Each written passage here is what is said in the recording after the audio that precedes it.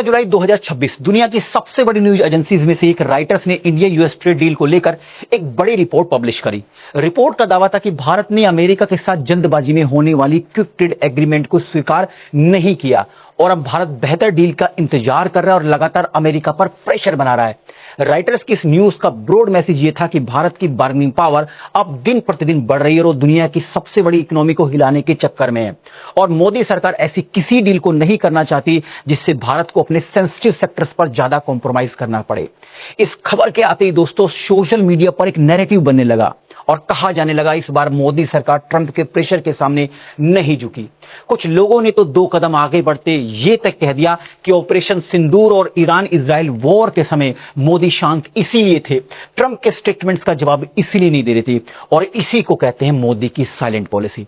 लेकिन दोस्तों अभी इस रिपोर्ट को पब्लिश हुए कुछ ही घंटों की कहानी हुई थी, उसके बाद एक नया ट्विस्ट आता है और भारत के commerce and industry minister Piyush Goyal ने राइटर्स की इस रिपोर्ट को कोट किया और क्या लिखा दोस्तों, उन्होंने कहा कि this news is completely false, baseless and misleading. यानी उनके अनुसार ये पूरी की पूरी खबर गलत, बेबुनियाद और गुमराह करने वाली है। उन्होंने कहा कि जून में उनकी US trade representative Jamieson Greer के साथ एक बहुत अच्छी मीटिंग हुई है और दोनों देशों ने वादा किया है कि इस एग्रीमेंट को हम आगे ले जाएंगे। यानी कि दोनों देश अपने इस कमिटमेंट को, इस ट्रेड डील से रिलेटेड कमिटमेंट को आगे बढ़ाएंगे।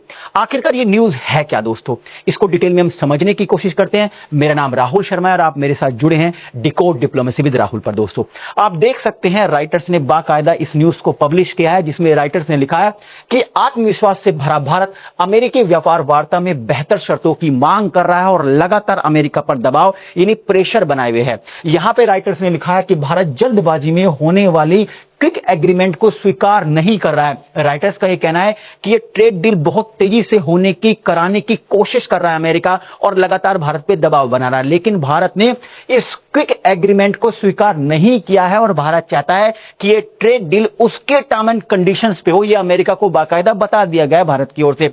राइटर्स ने कहा कि अमेरिका के सामने भारत ने 3 शर्तें रखी है। पहली शर्त यह है कि भारतीय प्रोडक्ट्स पर लगने वाला टैरिफ बहुत कम कर दिया जाए, मतलब अभी इस समय 10% बेसलाइन टैरिफ है, मतलब भारतीय प्रोडक्ट पर लगभग अप्रोक्सीमेटली 10% के आसपास टैरिफ लगता है, उस टैरिफ को घटा दिया जाए। मैं आपको बता दूं दोस्तों, अमेरिका का राष्ट्रपति ट्रंप जैसी दूसरी बार अमेरिका के राष्ट्रपति की गद्दी पर बैठता है अपने सेकंड टर्म में, तो पूरी दुनिया पर रेसिप्रोकल टैरिफ, रेसिप्रोकल टैक्स के नाम पर एक हमला बोलता है। भारत पर भी वो शुरुआती दौर में 25% टैरिफ लगाता है और उसके बाद इस 25% टैरिफ को बढ़ाकर 50% इसलिए कर देता है कि वो भारत से इसलिए नाराज था कि भारत रूस से सस्ते दाम पर कच्चा तेल खरीद रहा था। मतलब अब भारतीय प्रोडक्ट पर 50% टैरिफ लगा रहा था अमेरिका में। लेकिन भारतीय अधिकारियों ने बात करी और फाइनली ये यूएस ट्रेड एग्रीमेंट का एक शगुफा स्टार्ट हुआ। भारत ने रूस से कम तेल खरीदने की शुरुआत भी करी। अब कुछ लोग इस बात पर मेरे से नाराज हो सकते हैं और कहेंगे कि नहीं नहीं, भारत तो लगातार रूस से कच्चा तेल खरीद रहा है, लेकिन ये मानना पड़ेगा गिरावट तो आई थी दोस्तों। भारत ने रूस से कच्चा तेल खरीदना कम किया इसके बाद और इस यूएस ट्रेड डील का जो यूएस इंडिया ट्रेड डील का शगुफा की शुरुआत हुई, इसकी स्टार्टिंग, और उसके बाद भारतीय प्रोडक्ट पर ऑन एन एवरेज, राइटर्स की रिपोर्ट्स के अकॉर्डिंग ऑन एन एवरेज इस समय 10% बेसलाइन टैरिफ लग रहा है। मतलब भारतीय प्रोडक्ट पर इस समय 10% के आसपास टैरिफ अमेरिका लगा रहा है। भारतीय अधिकारी राइटर्स के अकॉर्डिंग इस नए इंडिया यूएस ट्रेड डील में यह चाहते हैं कि भारतीय प्रोडक्ट्स पर 10% से कम टैरिफ लगे। इसके अलावा राइटर्स ने यह भी बताया कि भारत अपनी दूसरी शर्त पर अड़ा हुआ है कि अमेरिका आने वाले समय में इस टैरिफ के अंदर वेरिएशन ना लाए, मतलब इसको फिक्स कर दे फ्यूचर के लिए। इसके अलावा राइटर्स ने यह भी बताया कि इंडिया यूएस ट्रेड डील में जो भारत अमेरिका पर दबाव बना रहा है वो ये है कि भारत अपना agriculture market, agriculture domestic market America के किसानों के लिए ओपन नहीं करना चाहता। भारत का यह कहना है कि भारत की लगभग 45% की आबादी के आसपास की आबादी डायरेक्ट और इनडायरेक्ट वे में एग्रीकल्चर से जुड़ी हुई है और अगर अमेरिका के किसानों के लिए भारत का एग्रीकल्चर मार्केट खोल दिया गया तो यहां के किसान खत्म हो जाएंगे। तो अपनी 3 शर्तों पर अड़ा है जो बहुत ही शानदार है। मैं राइटर्स की इस रिपोर्ट के साथ था, लेकिन थोड़ी देर बाद इस रिपोर्ट के भारत के industry and commerce minister Shri Piyush Goyal ji ने बाकायदा राइटर्स के न्यूज को, रिपोर्ट्स को टैग करते हुए लिखा कि this news is completely false, यानी ये झूठी है, बेसलेस है, इसका कोई बेस नहीं, इसका कोई बुनियाद नहीं है, एंड मिसलीडिंग, और ये लोगों को गुमराह कर रही है। पीयूष गोयल जी कोई क्रिकेट के कमेंटेटर नहीं है दोस्तों कि ये कोई भी स्टेटमेंट दे दे। इनका एक एक शब्द लिखा जाता है। और मैं आपको बता दूं कि इंडिया यूएस ट्रेड डील जो आगे बढ़ रही है उसका सबसे बड़ा चेहरा है। यानी जो ये कुछ बोल रहे हैं वो आपको मानना होगा। मतलब राइटर्स कह रहा है कि इंडिया अपना एग्रीकल्चर मार्केट अमेरिका के किसानों के लिए नहीं खोलना चाहता। और ये क्या कह रहे हैं? ये कह रहे हैं कि ये न्यूज कंप्लीटली झूठ है। यानी कि क्या भारत अपनी 45% आबादी को दरकिनार कर रहा है?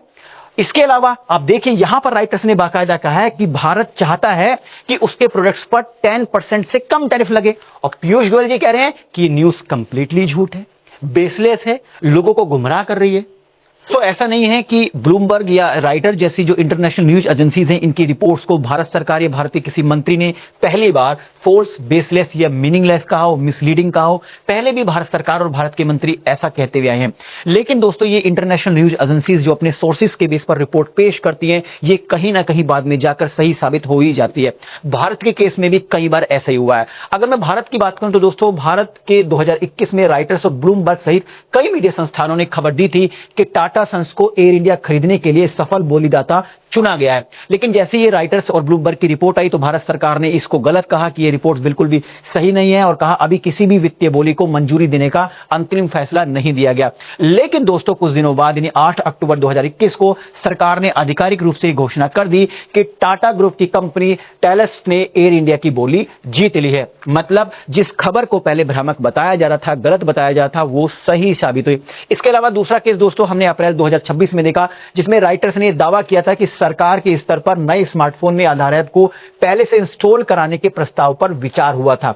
बाद में सरकार ने अनिवार्य प्री इंस्टॉलेशन की बात से दूरी बनाई। अब जब ये राइटर्स ने न्यूज पेश करी, ये रिपोर्ट पेश करी तो सरकार ने इसको गलत बताया, भ्रामक बताया। लेकिन बाद में दोस्तों UIDAI ने राइटर्स को बताया कि IT मिनिस्ट्री ने प्रस्ताव की समीक्षा की थी और स्मार्टफोन में आधार ऐप को अनिवार्य रूप से प्री इंस्टॉल कराने के पक्ष में दूरी बनाई। मतलब जो बात राइटर्स कह रहा था वही बात बाद में UIDAI ने मानी। यानी कि इनकी रिपोर्ट्स को जो शुरुआती दौर में गलत बताया गया था वो बाद में सही साबित हुई। अब ऐसा नहीं है कि ये इंटरनेशनल न्यूज एजेंसी जैसे राइटर्स हुआ, ब्लूमबर्ग हुआ, ये भारत के खिलाफ ही रिपोर्ट्स देती हैं। ये चाइना जैसे देश पर भी हमला करती है, उनके खिलाफ भी जो इनका डेटा है जो रिपोर्ट्स में पेश करती हैं। अब आपको पता है दोस्तों 2020 जून की गलवान घाटी इंसिडेंट सबको मालूम है। उस समय जो संघर्ष हुआ था भारत और चीन के सैनिकों के बीच में, उसमें चीन ने यह बताया नहीं था कि संघर्ष में कितने चीनी जो सैनिक है वो मारे गए। लेकिन राइटर्स ने अपनी जो खुफिया सूत्र हैं और विदेशी आकलनों के आधार पर चीन के नुकसान की रिपोर्टिंग की थी। बाद में जब शुरुआती दौर में तो चीन ने इस रिपोर्ट को सिरे से खारिज कर दिया था, लेकिन बाद में चीन ने माना था कि हाँ ये रिपोर्ट सही है और हमारे 4 सैनिक मारे गए। लेकिन राइटर्स ने बाद में कहा कि 4 नहीं, 4 से ज्यादा ये संख्या थी। मतलब ये जो राइटर्स, ये ब्लूमबर्ग जैसी जो न्यूज एजेंसीज हैं ये भारतीय मीडिया की तरह बिल्कुल भी नहीं है दोस्तों। क्योंकि भारतीय मीडिया ऑपरेशन सिंदूर में भारतीय फौज को लाहौर तक पहुंचा देती है, पाकिस्तान के प्रधानमंत्री को बंकर के अंदर घुसा देती है। ये इस प्रकार की रिपोर्टिंग नहीं करते क्योंकि इनके जो सोर्सेज हैं वो सही रिपोर्ट काफी हद तक पेश करते हैं दोस्तों।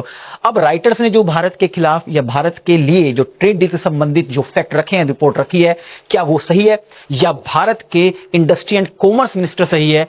कौन सच बोल रहा है ये तो नहीं पता, ये तो समय बताएगा। आप इस वीडियो के कमेंट बॉक्स में बताइएगा कि आपको क्या लगता है दोस्तों। तो आई थिंक इस वीडियो के माध्यम से जो इन्फॉर्मेशन मैं आप तक पहुंचाना चाहता वो पहुंच गई होगी। जाने से पहले आपसे सभी से एक रिक्वेस्ट है, अगर आप पहली बार हमारे चैनल पर आए हैं तो चैनल को सब्सक्राइब जरूर करें। वीडियो पसंद आई तो लाइक और शेयर करना ना भूलें ताकि मुझे एक मोटिवेशन मिल सके इस तरह कंटेंट बनाने के लिए। तो मिलते हैं अगली वीडियो में, तब तक के लिए स्टे ट्यून, बाय बाय दोस्तों।